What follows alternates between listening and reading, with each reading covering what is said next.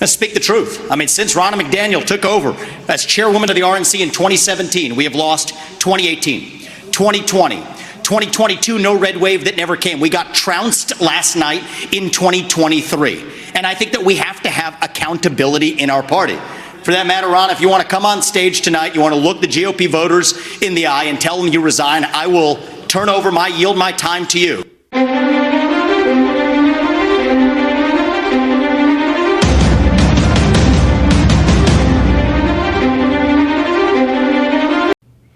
I will never forget when Vivek Ramaswamy pulled Ronna McDaniel's card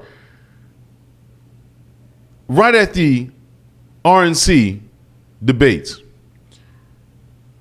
Groundbreaking moment. By the way, shout out to Benny Johnson because I saw them put together the whole thing, and I like how they aired it when it was over. That was pretty slick. I like that. But these people have been sucking for a very long time, man. They've been the reason why we have been not funded properly, spending campaign funds on stupid things, thousands of dollars worth of flowers. For who? Anyway, I want y'all to see Joy Reid and Rachel Maddow try to act like they feel sorry for Ronna McDaniel. She got hired and fired almost in the same week. They're going to try to pretend like they feel bad about this. They planned the whole thing. Our chairman of the NBC Universal News Group, Cesar Conde, who we both know very well, he sent a memo that we all got as employees here, rescinding the hiring of Ronna Romney McDaniel. And I know I felt very strongly about it. I know you felt very strongly about it. I think everyone from 4 o'clock on, from Nicole all the way to midnight, we all felt very strongly and said so on our respective shows yesterday. And I just have to say, when somebody does the right thing, I feel like it should be acknowledged as publicly as we acknowledged our outrage. And so I know how I feel about it. I am grateful to Cesar for actually making the right decision. I think it was the right decision, but I want to get your take as well.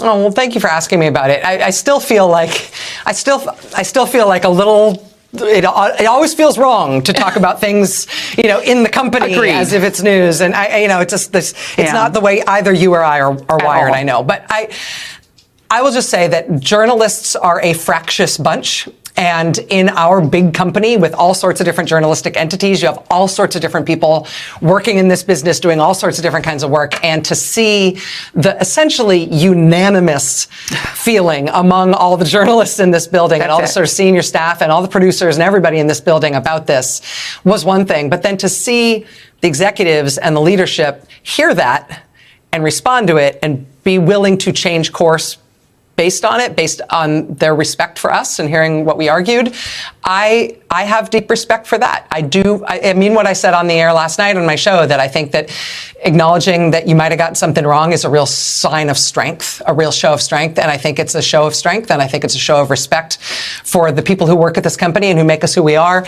That leadership was willing to change on this, and I'm grateful to them. It's not about hiring a Republican. It's not even about hiring somebody who has Trump ties. This was a really specific case because of Ms. McDaniel's and her involvement in the election interference stuff. And I'm grateful that our leadership was willing to do the bold, strong, resilient thing. Yeah, I mean,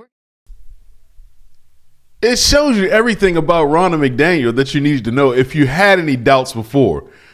I'm telling you, the American Patriots are way ahead of the game on this, okay? We can look and see who's the fake worms of the party. As soon as she gets fired, she goes right over to NBC, crawling over there, desperately trying to get a job. Why would you work for a network like that? The same reason why you would put MSNBC in charge of the Republican debate. Because you are a rhino, super rhino. It's ridiculous. Like, these people they think uniparty. They think let's get together. And you can't blend with these people, don't you see? They're too radical. They shouldn't be on our networks. Like you said, Tucker Carlson, Elon Musk would have done a much better job. The people would have been going crazy. The ratings would probably went through the roof. But no, Christian Welker, is that her name? Some soggy, lying, no good, you know what, hosting the Republican National debates. It's ridiculous. Like, who can make it up?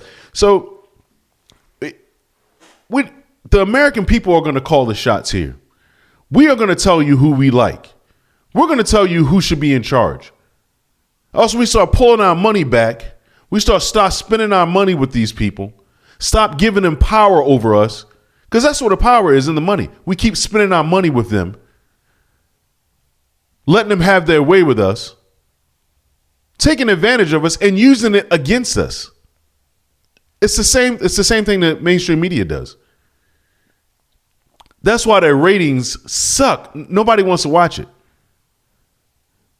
That's why they got to come over to our side and get ratings. You see how that works? Crazy. So I'm glad she got fired. It's just revealing the left. They're going to throw you under the bus as soon as they just made a show out of it. That's all they did.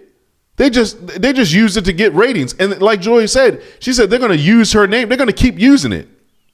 They're going to use this and make many stories about it, laugh about it, and try to make us look bad. When that's a uniparty, we don't have anything to do with that. So what they're doing is laughing at the old players of the game. The American people have always been in charge, and they're about to find that out. Trump 2024. Like and subscribe to my channel. Till the next video, I'll holler at you.